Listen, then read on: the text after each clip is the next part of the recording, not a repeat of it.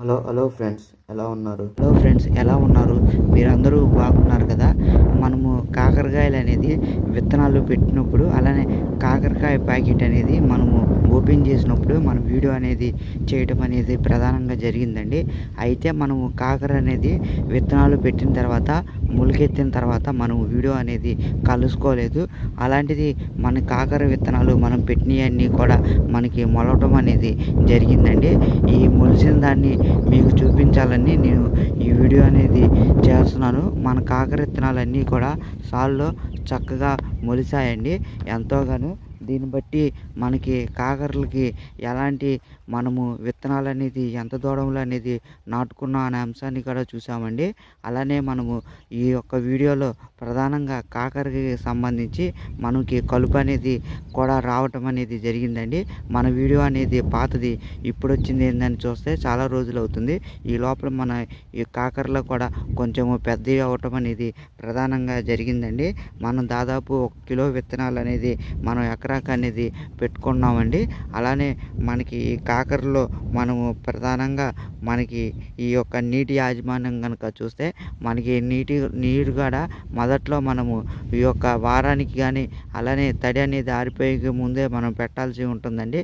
ఇప్పుడు మనం వారానికి ఒకసారి కాకరలు అనేది ఎండాకాలం కాబట్టి 4 రోజులు ఒకసారి కూడా మనం నీరు అనేది అందించాల్సి ప్రధానంగా ఉంటుంది.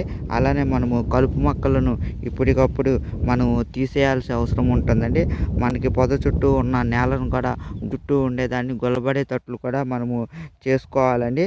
అలానే మనము ఏదైతే మనము అంతకుముందే మనము కలుపు అనేది రాకుండా ఉండటానికి అలా కొన్ని ఎరువులు అలానే కొన్ని పురుగు మందులు అనేది వాడుకోవడం కూడా జరిగిందండి.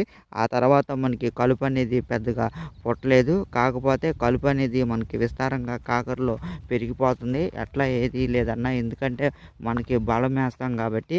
ఇక్కడ చూడండి, కాకరలో మనకి కలుపు అనేది ప్రధానంగా రావటం అనేది జరిగిందండి. ఈ కలుపు నివారణకు మనము కలుపు అనేది ఇప్పటికప్పుడు తీసేసుకోవాల్సిన అవసరం ఉంటుంది.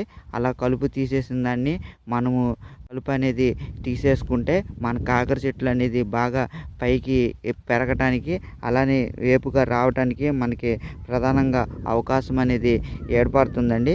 అలానే మనకి ఈ యొక్క కాకరలకి సంబంధించి కాకరల తీగలు అనేది మనకి పొడవు అవటం అనేది జరిగిందండి. తీగలు అనేది దానంతటా అయ్యే పెద్దవిగా ఏర్పడ్డాయి.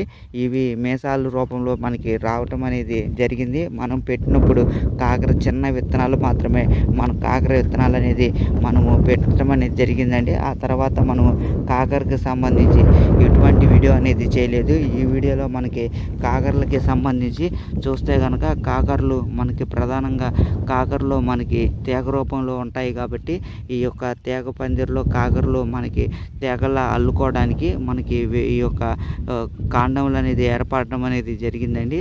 ఈ విధంగా మనకి కాకరలకి సంబంధించి ఈ వీడియోలో మనం ప్రధానంగా తెలుసుకోవడం అనేది జరిగింది. ఆ తర్వాత మనం కాకరలకి సంబంధించి అదేవిధంగా అన్ని అంశాలు కూడా కాకర పూత ఏర్పడినప్పుడు అలానే కాకరకాయ కాసేటప్పుడు అన్ని విషయాల గురించి కూడా సవివరంగా మరొక వీడియోలో కలుసుకుందామండి. మన చేను అంతా చూడండి ఎలా ఉంది ఏందనేది మీకు కనిపిస్తుంది. మనం పెట్టినప్పుడు జస్ట్ ఎటువంటి మొక్క మొలవకుండా జస్ట్ ఒక విత్తనాలు మాత్రమే మనం ఆ రోజు పెట్టడం అనేది జరిగిందండి.